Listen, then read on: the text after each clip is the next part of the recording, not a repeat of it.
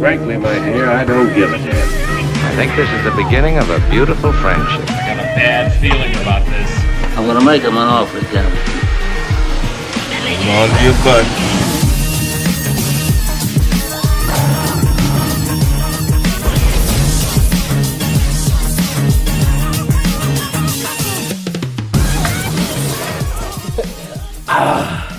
I've been a little sick, Yeah? but I'm better. I can't tell. Welcome to the Luke and Jake Movie Show. Thank you so much for tuning in. We appreciate it. Whether you're listening to this or watching it, we love that you're here. We love you Yeah. so much.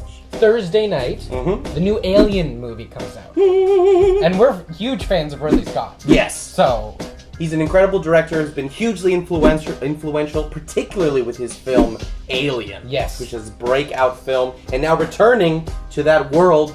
Yeah, we're all very excited. and a lot of fans, if you don't know the Alien franchise, a lot of fans weren't too pleased with Prometheus. That's right. Which was the last movie of the franchise that Ridley did, and a lot of people were upset. I liked it. I did as well. There are things about it, and we can discuss that as well. But Yeah. before we do, Luke, Yeah. before we get too ahead of Yeah. ourselves, of course, we have the secret word. The secret word. La la la la la la la la la la la la la la la la Okay. la la la la la la la la. All right. Yeah. My turn. Alien, alien, alien, alien, alien, alien, alien, alien, alien, alien. All right. Imagine that was your word. I'd be like, what? Takes no For time those of at you all. that haven't tuned in last week, what happens if one of us says the secret word? We get to dump this water on the other one. And we made it last week. Yeah. I'm not afraid. I'm not scared of water. I'm not afraid. Bring it on. I said fear when you said that. A little apprehension, but I move on forward. Courage is not the absence of fear. Someone said that. I don't know, Gandhi. What, Gandhi wasn't your word, was it? No. Oh, I wish. you're psyching me out, man. So starting Psyching me out. today, we're going to see. The problem is I'm thirsty. Me too. But look, just don't drink it all. Yeah. Well, thankfully we have an unending supply of water. That's not going to No, be a we're problem. running out. All right. Now you mentioned Prometheus, and I think let's get that right out of the way. Yeah. It's the elephant in the room. Yeah. I feel like a lot of fans were disappointed. I'm just kidding. So it is an elephant in the room because it was Ridley Scott returning to an alien universe, but Yes. that was not an alien movie. He went straight up, full on sci-fi with Prometheus. Yeah, and it was about the birth of this species, about how this alien species came to be. What are their names again? The Xenomorph. Xenomorphs, yeah. And I think that's why a lot of people didn't really enjoy it, because it was very like mythological with, especially in that beginning, Of course. with that whole situation, how the world was formed, how we came to be, and I liked it. Me you know too. why? Fassbender. Yeah, Michael Fassbender. We've created lists of some of our favorite aliens on film. Orson Welles. Well, Orson Yes. Welles was such a radio personality, and he would do these radio specials. This was before Citizen Kane. So and all before that. he made what is considered the greatest Yeah, movie of all time. Yeah, so this is back in like 1930, early 1930s to late 1930s. And he would do these readings of War of the Worlds. Right. Okay, which is a famous novel, H.G. Wells, I think. so. Yeah, and they started to believe what he was saying was news. Because the way that they were presenting it was as if it was a news Yes. broadcast. It was very much so. So people started calling in, and people were freaking out. And there's a story about him doing it live, and people are banging on the window, like his producers being like, "Stop!" And he's going like this, like, "This Keep is going. exactly what I want to do." Isn't that amazing?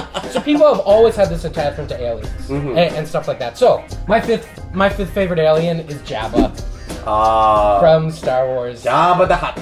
Just because I love him in the movie. I love the and I love that whole. That's why Return of the Jedi is actually my favorite Star Wars movie, because I love that whole, the dressing of that scene and everything, and all those little alien characters and that little thing on him, and his like sex slave.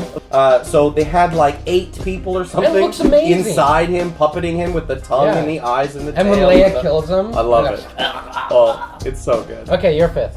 My 5th favorite alien on film is actually from a very recent movie. And I found when I was looking through what my favorite aliens were, there was that sentimentality, thinking about Star Wars, thinking about this, that. But I realized the ones that I like the most are the ones that are a little unconventional, or perhaps against the grain. For instance, so many times in these films, like I mentioned before, aliens are this scary or this bad thing.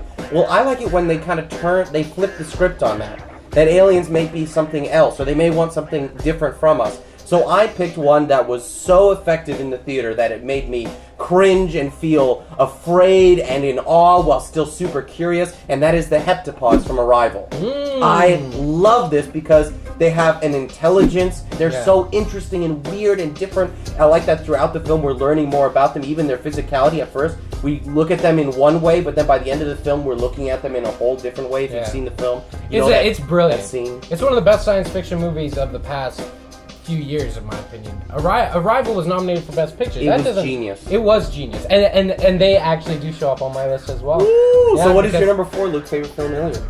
My number 4. Oh, my number 4 are them. That's so what I there was you hoping. go. Yeah, the reason they're on my list is my list from now on kind of has a theme where these aliens have a lot of humanity to them, and they're the ones that say the whole theme of the movie and make humans reflect on how we interact, and that's my favorite aliens, rather than the aliens that just seek to come and kill. Exactly. The War of the Worlds type alien that has no brain. They're just like, oh, I'm gonna Just kill killing everyone. machines. Exactly. I have the same feeling, and I like that about Arrival, that there's this intellectual aspect, because I think if we were to discover alien life out there, and they say that there is a big chance that we will. What? No, seriously. The But odds define are. life. Define life. Well, Like, that's the question. But the Yeah. truth is, no matter what level, whether we find microscopic or we find whole civilizations, I think our genuine reason for even looking is curiosity. Yeah. So I would hope to think that another species from somewhere Would else be curious. would have. That's why they'd be searching to begin with. Is they would have a level of curiosity. That's right. What are they called? Heptapods. Heptapods. They're scary. They that are. one scene, when it's That's there, what I'm thinking. It's like awe. You terrify. You feel like uncomfortable in their presence. and they're writing their language. You got to see that movie. If you're not So not big into alien movies, this is the one to say. This is the one to see. I think, or science fiction. If you're big into linguistics, yes, you're gonna love this movie. and Amy Adams is so brilliant. She is. As is Jeremy Renner. Jerry. You're on that kind of basis. And Forrest Whitaker. Yeah, they're right. brilliant. Okay, My number 4 favorite film alien, it has to be E.T. Yeah. For the same reason. I like when they sort of flip the script. Up to that point in film history, aliens had always been scary things. Yeah. And here comes what is essentially a little kid alien. Yeah. Or what seems to be innocent, confused, and Exactly. lost. And it was just such a different way to look at the idea of an alien that was wholesome and funny and lovable. And there's a connection that builds that. How can you not love E.T. while watching that film? But also that it was, in a sense, revolutionary in its time. exactly. It's one of the most quintessential. Hopefully that's not your. That was last week too. Quintessential. Quintessential alien movies, and it's so great. You look at Alien done by Ridley Scott, and you look at E.T. and the juxtaposition there, and Spielberg's just brilliant in that way. A childlike quality. I think we've talked about when we did the Spielberg director's special on the old podcast. Man, rest in peace. I talked about how Spielberg at the beginning of that movie he shot from the level of a child. That's right. Everything. And it's just amazing. I love that movie, and he will appear on my list. Cute little Oh, E.T. He will, what? Well, tell us, what's your next? What's your number 3 favorite film? My number 3 is my number 3 is The Iron Giant. Oh my god! Is he on yours? See, 2 similar lists.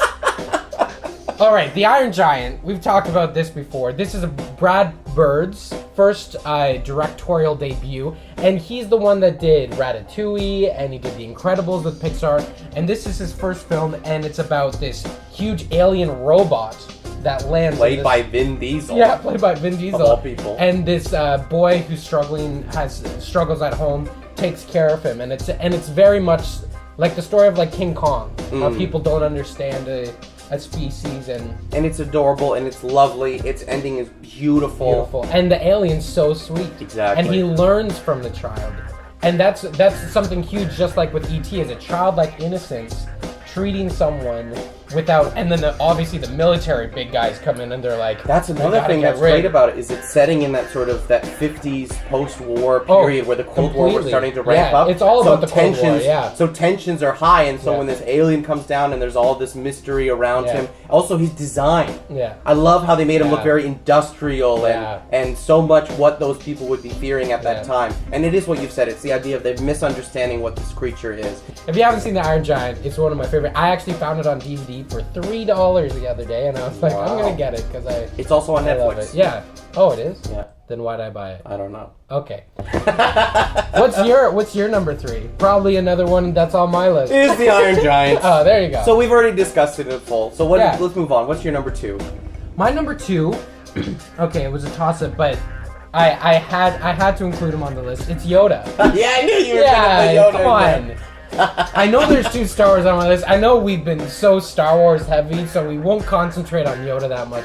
But to me, he is the greatest, like, fatherly... And I'm talking about Yoda from 4, 5, and 6. Yes. Like, we're talking... Oh, well, 5 and 6. I mean, when you first meet him, he's so nuts. Confused. Yes. And then it twists it all around on you, and... And I love that. I love his quirkiness, and he's done by Jim Henson, who's known for Kermit, Miss Piggy, all that. And that is so influenced when we meet him. He is a Muppet character. So true. Like, very much even so. Voiced by Frank Oz, the voice of Miss Piggy. Exactly. So he's very much...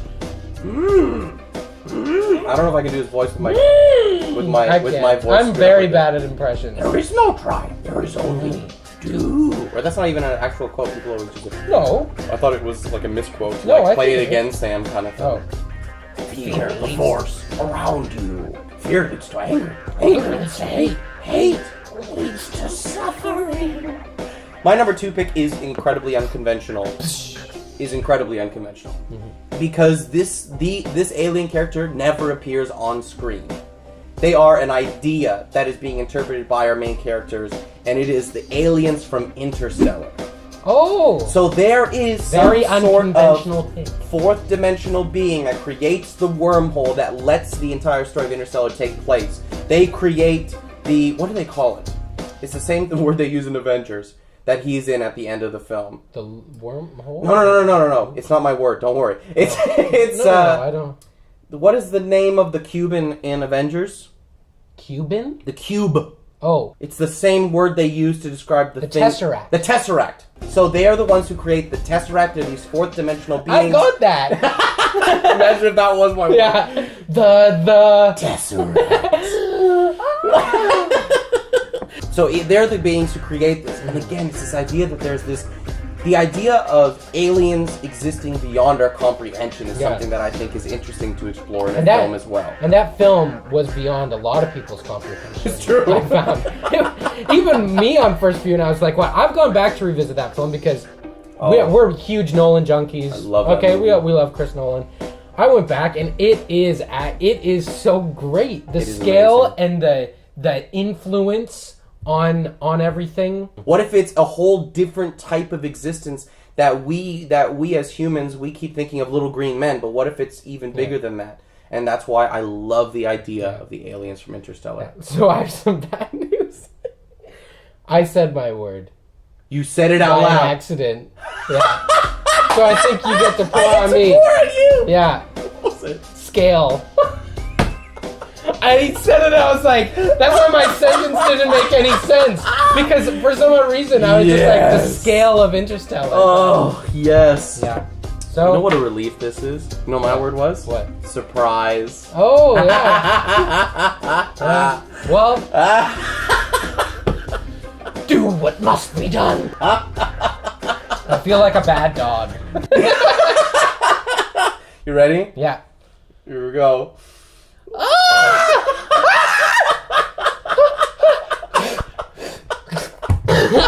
Oh my god! There's a lot of water in there!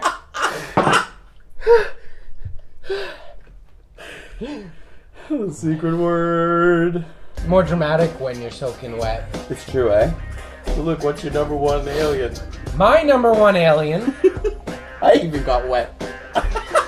My number one alien is E.T. There it is. There it is. You know why? Because he's the best. He's so cute.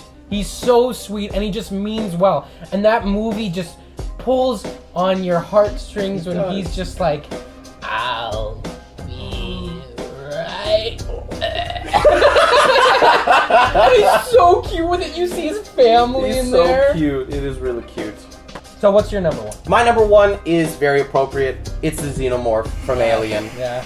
I just couldn't think of any other alien that was quintessential. Maybe because the name of the movie is Alien, but also the design. Yeah. H.R. Geiger. It's so scary. It's really scary. So H.R. Geiger was this really strange European man. I can't remember where he's from, but Ridley Scott brought him on to design everything, and he had a drawing that was essentially what the Xenomorph ended up looking like. And Ridley Scott, that's it. That's the design I want. So they brought him on not only to design him, but anything to do with the alien planet was designed by H.R. Geiger. So the whole, the space jockey and that thing, the whole alien ship, all the design, and obviously there's a lot of sexual imagery. We have, in fact, an entire video on MOVI about the hidden meanings behind monster movies. Yeah. And one of them has to do with aliens, so you can go and check that out right now.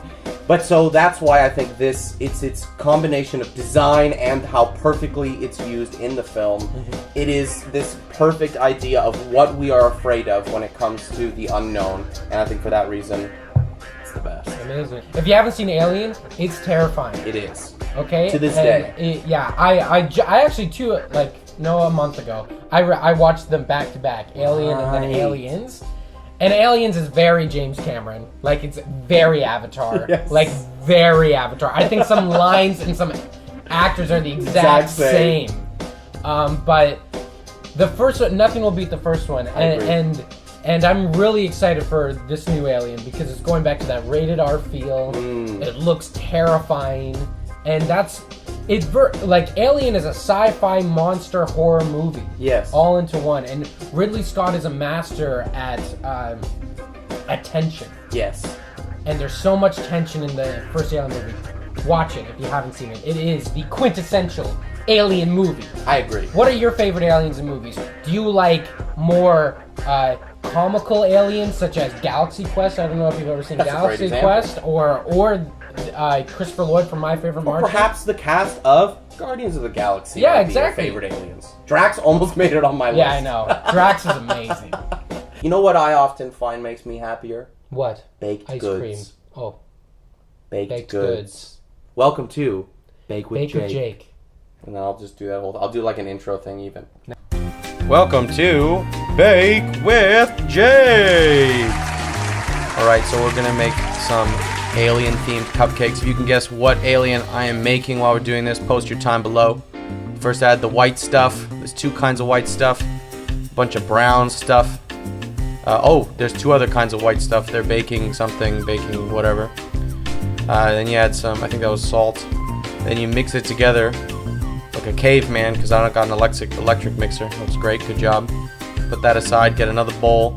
Now for the wet ingredients. Start with an egg, you crack it on a flat surface like a gangster. Then you add cow juice. Then some oil. I don't know what kind it was. Vanilla extract. Again, like a gangster, old school caveman. You mix this up real well. Get it all together. Alright, good job.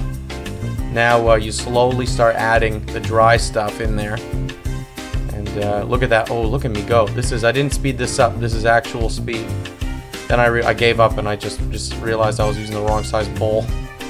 So I might have lost, I don't know, a 16th of a cupcake there. Alright, it was too thick. Add some milk, add some butter. Who doesn't like that stuff? Add that in there. Ooh, that's looking really good. Oh boy. Alright, now you get your muffin tins. You put the little muffin skirts in there. That's what they're called, right? Then you add your pre-muffin mixture in there. Be sure to be as uneven as possible because every cupcake ought to be unique, just like every person. Have you guessed what alien this is yet? Of course not. There's been no clues. Get another one. This is now the icing. Yeah, we're making it from scratch. Yeah, that bowl's way too small. So get your way bigger blue bowl. Add the icing sugar in there. Good job. Add your what is it called? Softened butter.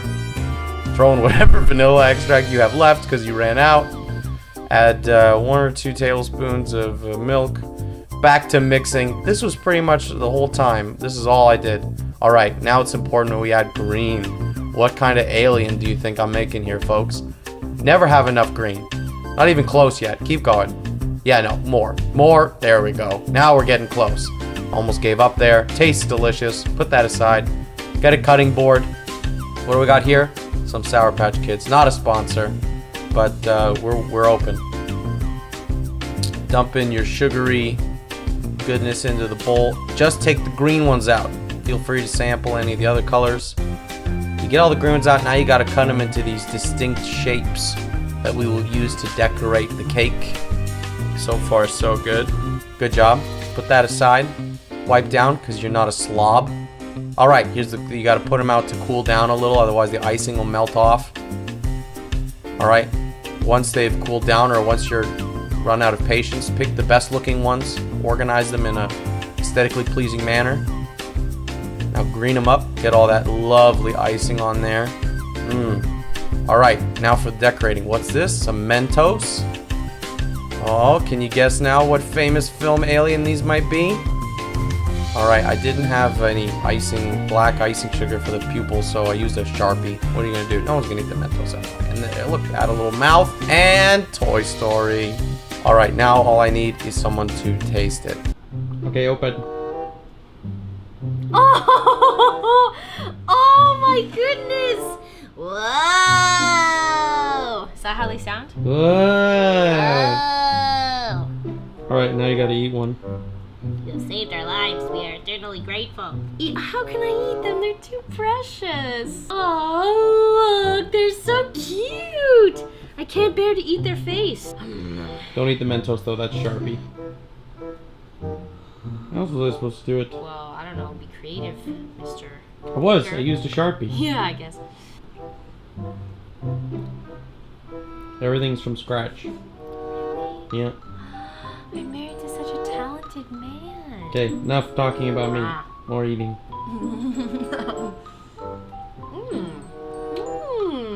Can feel the wholesomeness. The icing is so great. I just want to eat it. I think I just want to eat that. Bake with Jake. Bake with Jake. Oh my gosh, give it a grade. Okay, 3.5. Out of what? Eggshells out of 5. Eggshells? Oh. I said from store-bought to intergalactic. Okay, they're completely out of this world, intergalactic. Out of this world! Yay! Hey, you're cleaning that up. Breaking news on the Luke and Jake Movie Show.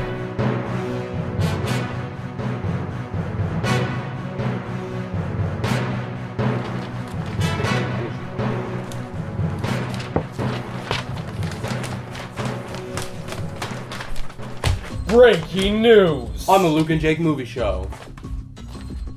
And we're your hosts. Luke and Jake. Jake and Luke. In breaking... Actually, dude, it couldn't. In breaking news. Breaking news this week. Yeah. In breaking news this week, Pirates of the Caribbean 5 is set to premiere later this month. It is certainly going to be one of the biggest movies of the summer, both domestically and internationally. But a hacker group which has not been identified at this time has claimed that they have been holding the finished cut of this film ransom. Disney has denied the allegations of what specific film it is, but there have been multiple sources that have corroborated, particularly with this hacker group, who are saying that yes, it is indeed Pirates 5. The hacker group has been asking for an exorbitant amount of money, millions of dollars, to be paid to them to prevent them from releasing this online. Luke, what are your thoughts about this recent hack? Is this the Dark Overlord? No, they have not been identified. This is very interesting because when movies are leaked, do they have a direct This is very interesting because I agree. Yeah, because when movies are leaked, is that really going to affect the box office? That is the question. Because there's a lot. This is still a family-oriented movie. I agree. A lot of 12-year-olds are not going to go download this illegally online. I don't think. But the question is, will parents not wanting to spend maybe $100 to just take download it themselves and put it on the TV, and the kids won't know the difference? Pirates is coming out Memorial Day weekend, so this is a 3-day weekend, supposed to be huge in the box office. So we'll see how this plays out. In the past, Netflix and anyone that's been blackmailed to release money so their movie isn't being released has said no. And for good reason. I think that if they do, it sets a precedent for hackers that they say, we can make millions of dollars by hacking these systems, which these hackers claim are quite lacking in security. Yeah. Great. On to TV news. This week it was released that NBC is bringing Will and Grace back, and they released a whole trailer. It was very funny. It featured song and dance and musical numbers, and then ABC, right on the heels of that, announced that Roseanne is coming back with John Goodman and Roseanne Barr. Why isn't anyone doing anything original anymore on network TV? I think networks are scared now with the rise of Netflix and HBO that everyone doesn't really care about them anymore. So what's a way to bring people back is nostalgia. Particularly because it is those older generations who are still buying new and renewing their cable subscriptions. Exactly, and seeing the comments on the Will and Grace video coming out, the trailer, people are so excited because this was a beloved sitcom, and same with Roseanne. I never watched Roseanne, But it was an enormous show. But it was enormous. So this is what ABC and NBC are doing nowadays, and it was also announced that Jason Bateman has signed on to do Arrested Development Season 5. He is the first. We haven't heard of any other casting news, but this is huge. Netflix right now has the rights to Arrested Development, so we will see how that plays out. I'm looking forward to it, as it's one of my favorite comedic series. Yes. Also new in this week is, of course, trailers. As the summer season is now in full-blown... That's what we're doing. In other news, trailers. With the summer movie season now in full steam. What am I trying to say? Going full gear. In full gear? In other news, with the summer movie season now in full gear, that doesn't make any sense either. I got it. In other news, now with the summer blockbuster season in full swing, there are a lot of final trailers being released for the biggest films of the season, because the thing that pushes these films the most is, of course, their marketing. So connecting with their fan base, particularly through releasing trailers on YouTube, we have 3 very big trailers this week. We had a final trailer for Apes 3, or The War for the Planet of the Apes, directed by Matt Reeves and starring Andy Serkis. This motion capture masterpiece of a series looks to come to a climactic head. Luke, did you see that trailer? I did. Did you have any thoughts? It was amazing. I, too, was very excited. It is so exciting. Dawn of the Planet of the Apes, we've talked about this before, was very great. Newsworthy. This movie looks bigger in scale, bigger in scope. It has Woody Harrelson, who looks amazing. That scene with him talking to Caesar. I'm looking forward to that scene very much.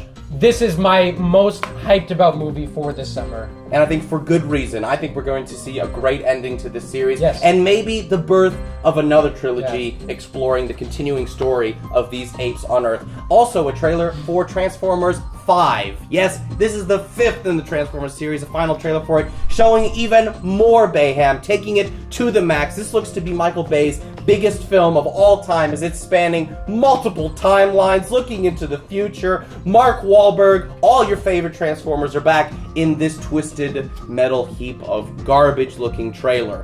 What fans will make of this movie is hard to know, but certainly it's going to make over $1 billion at the box office. Luke, your thoughts? I didn't watch it.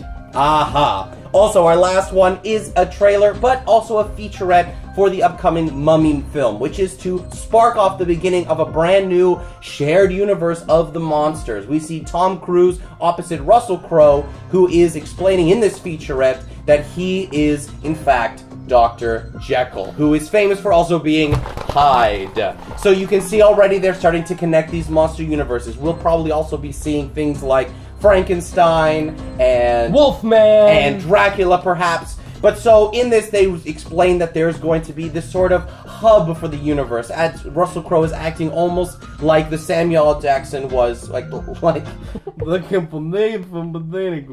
A drink, please, thank you.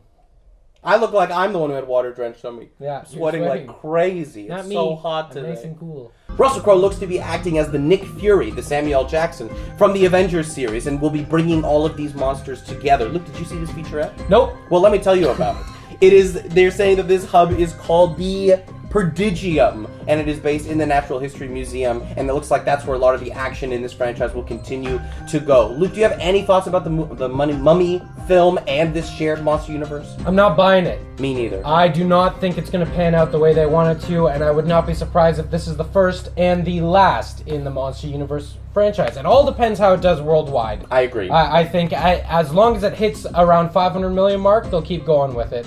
Because you look at something even like Star Trek, it only makes $300 to $400 million worldwide, and they still keep pumping them out. So as long as it doesn't bomb, just like King Arthur just did, I think we'll see. But I'm not sold on this movie.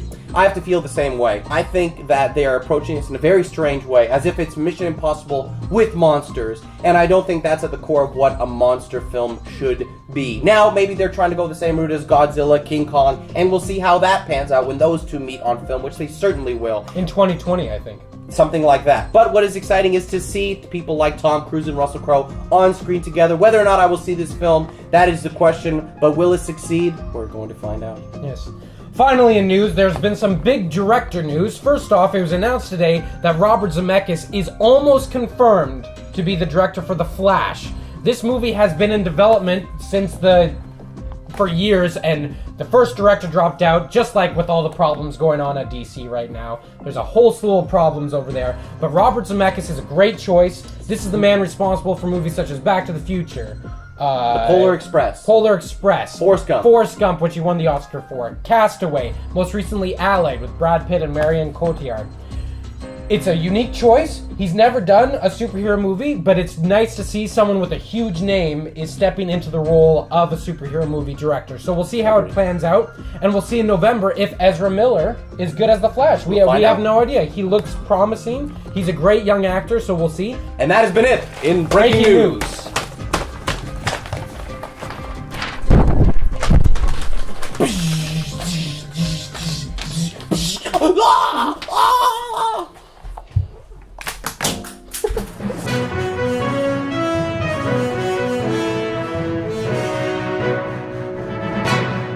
Speaking of the Flash, Speed. me and Jake are so fast. Look how fast I am. Look how fast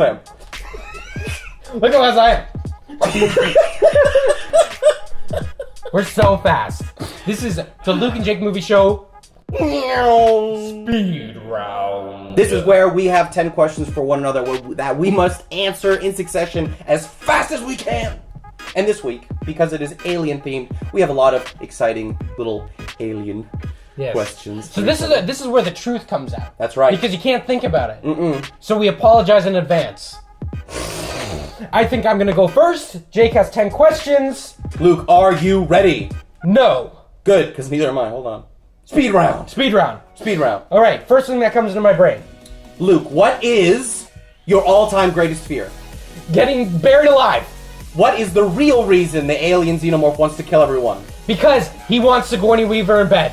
What is your best Dracula impression? I want to suck your blood. What futuristic technology do you want immediately? Holograms. Scariest movie you have ever seen? The Witch. To the camera, make the face of the scariest part of that film. Like on screen? From when you were watching the movie.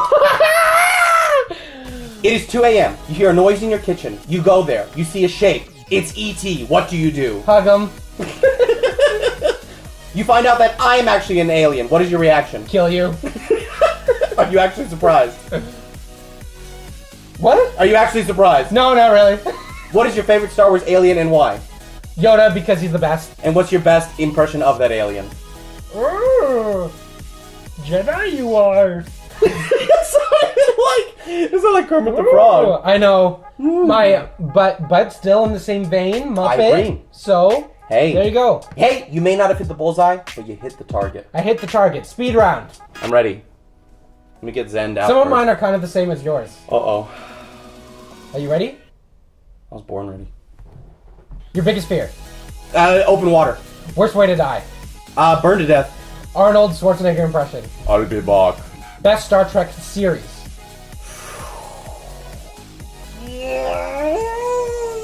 Voyager. Hottest alien. Hottest.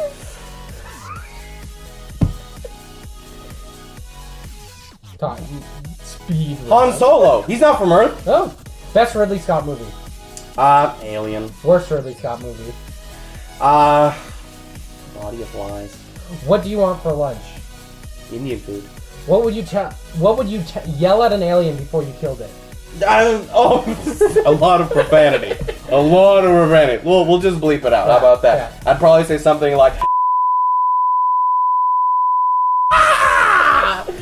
Yell as loud as you can. Jabba the Hutt impression. Oh, you don't slow Jedi. Great. Is that on? Yeah. it was loud. That was loud. That's probably not even the That's loudest. why I know. I'm at like 50% right now with my voice. Jake is so loud. Incredibly and, loud. and like, we're loud talkers. That we probably are just yelling every time we hang out. What were we talking I about? don't know. I think we're done. Okay.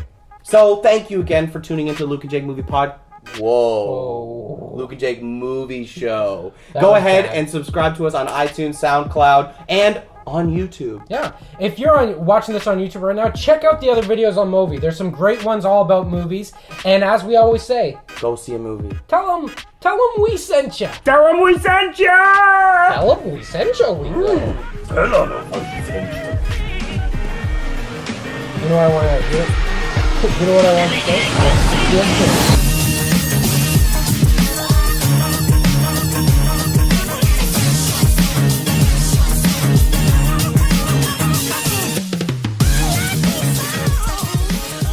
Have you ever thought about alien life? Like actual aliens No. and their existence? I personally do not believe in aliens. Why? Thanks for watching MOVI.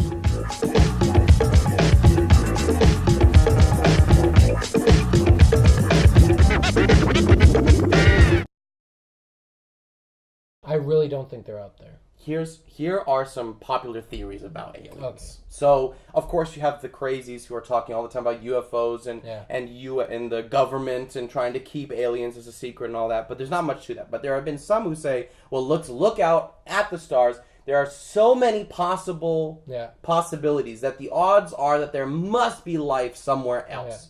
And there is so much that the odds are that there must be intelligent life somewhere. There must have been this perfect place for it to take place as it did here. So that is the question, is if that did. Now, here are some of the theories against it. Well, if there is intelligent alien life, how come they haven't contacted us? Mm-hmm. Well, At all. How come they've never come to see us? How come they've never, So there's a few counter theories. Maybe they don't want to interfere. Maybe there's this sort of moral Maybe understanding. they are a higher species. That's the thing, and they're just watching us. Maybe they're already here, but they're completely invisible. Then maybe they're already here, and we just can't perceive them, because what if it's life in a way we don't understand?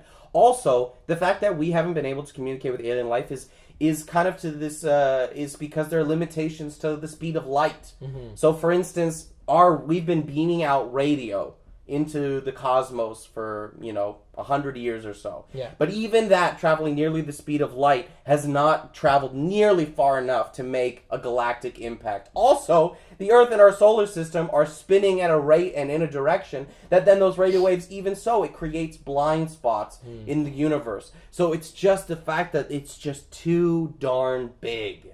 And here's another possibility. With the age that they've estimated the universe to be, there could have been entire civilizations of intelligent life built up and collapsed and gone extinct because of an asteroidal impact, because of some sort of dramatic change on that planet's climate. We wouldn't know. Yeah. They may have come and gone a million times before us, and we don't know. It's insane to think that us, the 7 billion, are on this massive thing, spinning through space, and anything goes wrong, and we're all dead. Yes.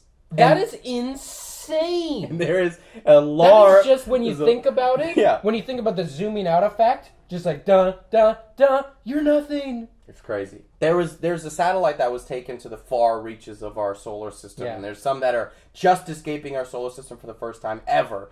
But at one point there was a possibility to turn around one of these satellites and take one last picture, sort of a selfie, the biggest selfie of all time. And there was no, the odds of it capturing Earth were so small they didn't know. But it turned back. They took a shot, and they looked, and suspended in a perfect little beam of sunlight, a ray that got caught in the lens, you can see this little dot, and that's Earth. To think that everything that has ever existed in our minds was just like right there, and that's not even at the edge of our solar system. And when you think how small we are, and all the problems and all the things going on in the world, it's just like,